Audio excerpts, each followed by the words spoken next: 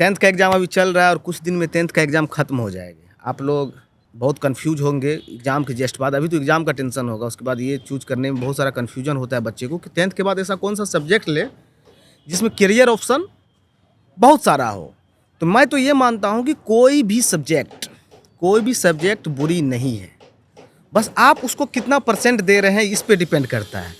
और मैंने इस फील्ड में कम से कम 7 से 8 साल काम करने के बाद और मैंने इस फील्ड को एक लंबा दिया है। मतलब अब मैं ज़मीनी स्तर से और लगभग ठीक-ठाक काम किया। कम से कम मैंने अभी तक हमारी टीम जो है लगभग 500 प्लस कॉलेज के साथ 1 टू 1 काम किया है और बहुत सारे बच्चे को काउंसलिंग और जो भी होता है ये सब किया गया है। और इससे पहले इसीलिए मैंने सोचा कि आप लोग के लिए अपना जो इतना साल का 7 से 8 साल का एक्सपीरियंस है ये मैं शेयर करूं, क्योंकि अभी जो आप लोग बच्चे हैं बहुत एक्साइटेड होंगे कि किसी के कहने पे आप कोई सब्जेक्ट ले ले, तो यानी मेरा दोस्त साइंस ले रहा है तो मैं भी साइंस ले लूँ। ऐसा नहीं है। हो सकता है कि आपका दोस्त का मन हो साइंस में, लेकिन आप अपने दोस्त को देख के कभी कोई भी सब्जेक्ट चूज नहीं करना है। दिक्कत वहीं हो जाती है, जैसे ही आप अपने दोस्त को देख के कोई भी सब्जेक्ट लिए वहाँ पे कन्फ्यूजन हो जाता है। और बहुत सारे यूट्यूब पर ऑलरेडी वीडियो है, मैं जानता हूँ बहुत सारे आदमी काम कर रहा है, तो मैंने सोचा कि मैं भी अपना कुछ कंट्रीब्यूट करूँ आप लोग के बीच। तो इसी के लिए हमने सोचा है कि हमारा जो मोटिव है कि जो बच्चे 10th और 12th जैसे ही पास किए उसके लिए मैं एक अच्छा, जितना मेरा एक्सपीरियंस है और जितना मेरा टीम का एक्सपीरियंस है वो सारे को एक जगह करके मैं सोच रहा हूँ कि आप लोग को कुछ दे पाऊँ, जितना हो सके मैं करूँगा। और मैं कोशिश करूँगा कि A to Z आपको करियर गाइडेंस से रिलेटेड हमारा चैनल जो है उस पर आप आते रहे और आप लोग देखिए, आप लोग को अच्छा लगेगा। मैं कोशिश करूँगा बेस्ट देने का। अभी तो मेरा पहला है तो मैं शुरुआत में यूट्यूब जो भी हो, लेकिन रिसर्च में कोई दिक्कत नहीं हो, उसमें हम लोग आपको बेस्ट देंगे।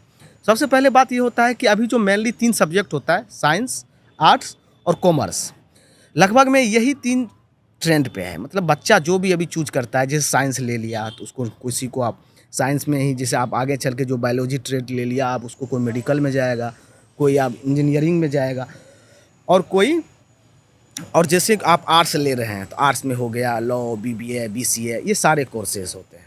और कॉमर्स हो गया, कॉमर्स का भी एक बहुत अच्छी फील्ड है, बीबीए हो गया, बीकॉम हो गया, मैनेजमेंट कर सकते हैं आगे चल के। तो सबसे पहले मैं 1 to 1 ये बात करना चाह रहा हूँ, जैसे आप साइंस ले रहे हैं, छोड़िए साइंस के बारे में तो सब पहले बताता है, मैं आर्ट्स के बारे में बताता हूँ। जैसे ही आप आर्ट्स लेते हैं तो आर्ट्स भी कोई ख़राब सब्जेक्ट नहीं है, वो बहुत अच्छा सब्जेक्ट है। आर्ट्स में भी बहुत सारा ऑप्शन है। जैसे आप मान के चलो आर्ट्स के थ्रू आप अगर आगे चल के आपको यूपीएससी ही करना है तो मैं मानता हूँ, मैं ये जानता हूँ कि अधिकतर यूपीएससी में जो एस्पायरेंट होते हैं ज़्यादातर इंजीनियर और डॉक्टर ही। अभी के रेशियो में जब से ये सीबीएसई और इंग्लिश मीडियम का वो हुआ, हिंदी मीडियम से रिजल्ट आना कम हो गया है। लेकिन अभी जो आप एक ट्रेड चूज कर रहे हो तो आप अपना देख लो, जैसे एलएलबी हो गया, उसके बाद बहुत सारे इसमें कोर्स है, एलएलबी है, उसके बाद आप कॉमर्स उठाओगे तो बीबीए है, और साइंस उठाओगे तो आप क्या कहते हैं मैथ्स और बायोलॉजी है। तो कोई भी सब्जेक्ट ख़राब नहीं है। इसी के लिए मैं आप लोग को ये बताना चाह रहा हूँ, जैसे आप लॉ कर रहे हो तो लॉ भी बहुत अच्छा ट्रेड है। मैं तो ये मानता हूँ कि जितना बच्चा नीट और जेईई में मेहनत कर रहा है उसका आधा अगर लॉ में कर ले तो उससे बहुत अच्छा अपॉर्चुनिटी है लॉ का।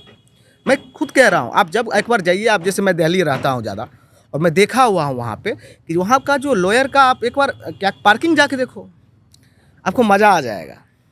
और आप, हाँ, लॉयर में भी है कि आपको मैं क्या बोला हूँ कि दिल से करना है, किसी के कहने पे नहीं। लॉयर में भी आपको अच्छा लॉयर बनना पड़ेगा, एक अच्छा प्रैक्टिशनर बन के आपको उभरना पड़ेगा। इसके लिए आपको मन से करना पड़ेगा। और लॉयर में तो भाई ये है कि अगर आपका दिल नहीं कहे तो मत ही लेना, क्योंकि लॉयर ऐसा नहीं है कि आपको कहीं वैकेंसी निकला नौकरी लग जाएगी, ऐसा नहीं है कि आप बैकअप नहीं है। लॉयर का एक बात, फिर आप हाफी डिबेट और कोर्ट में एग्रीमेंट ही बनाते रह जाओगे, सीधी बात है।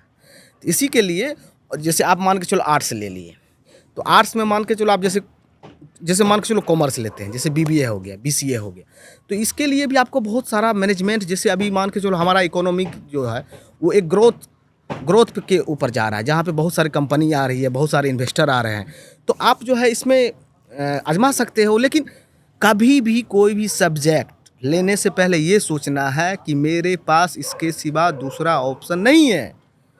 और ऑप्शन है तो वो ग्रेजुएशन के बाद का सोचने की चीज़ है। 10th के बाद तो मैं कहता हूँ कि ऑप्शन सोचना ही नहीं है, रगड़ देना है। मेरा मानना है कि कन्फ्यूजन ही नहीं पालना है। जिससे आपको अगर इंजीनियरिंग ही लेता है कि देश के नंबर 1 कॉलेज में जाना है।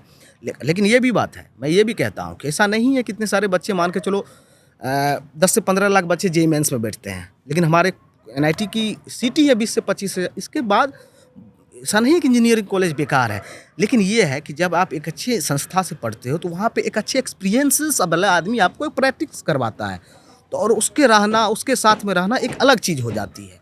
तो मैं सारा ये एक्सपीरियंस आप लोग को दूंगा, और मेरे देश के जितने भी अच्छे कॉलेज हैं लगभग में मेरे बच्चा और जो भी मेरा हो, कोई इनडायरेक्ट और डायरेक्ट वे में है, मैं उस सब से आप लोग को सारा चीज़ करवाऊंगा।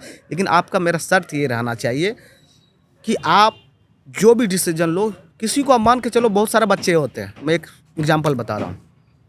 10th है, 10th क्लास में हर किसी का एक ग्रुप होगा, और उसमें एक ऐसा बच्चा होगा कि अगर जो बच्चे लड़ाई कर लिया, झगड़ा कर लिया, ये तो उसमें एक ऐसा बच्चा दिमागदार होगा जो सारे को मैनेज करना जानता होगा, टीचर को कन्विंस करना जानता होगा कि ये सारे ग्रुप को कैसे बचाए। उसमें अपने आप को कैसे पहचानोगे कि मेरे अंदर ये टैलेंट है, क्योंकि 10th में आदमी को, बच्चे को ये टैलेंट नहीं रहता है कि मेरे अंदर ये टैलेंट है। ये तुम सोचोगे ये सबके साथ हुआ है, तो अपने आप को ऐसे वैसे ही पहचानना है कि जैसे बच्चे उसमें, जैसे तुम लोग का कितना में लीडरशिप क्वालिटी होता है, ठीक है, तो उसमें फिर उसी क्वालिटी को मैं ऑब्जर्व करके 1 to 1 वीडियो में आप लोग को चाहूँगा मेरी टीम जो है सारा प्रोवाइड करवाए, और एक अच्छा गाइडलाइंस, मैं कुछ अलग करना चाहता हूँ नहीं, ठीक है, सब बनाता है, लेकिन मैं अपना एक एक्सपीरियंस देना चाहता हूँ प्रैक्टिकल। ये नहीं कि मैं किसी का देख के और वो करके, ये नहीं, जो भी होगा जेन्युइन होगा, ठीक है। आप लोग बने रहिए, और आप लोग को रेगुलर बेस पे मैं कोशिश करूँगा कि वीडियो आए, और आप लोग को 1 to 1 आप लोग को समझाना है, सारा चीज़ हम लोग करवाएंगे, हमारी टीम उसके लिए रिसर्च और हमारा एक्सपीरियंस आप लोग को बताएगा, ठीक है। थैंक यू बच्चे, एग्ज़ाम दो, तब तक हम तुम्हारे लिए अच्छे रिसर्च करते हैं और अच्छे तैयार करते हैं जिससे तुम लोग का लाइफ सेटल हो। मैं कोशिश करूँगा, हमारी टीम कोशिश करेगी तुम लोग को एक अच्छा मार्गदर्शन निकले। Thank you.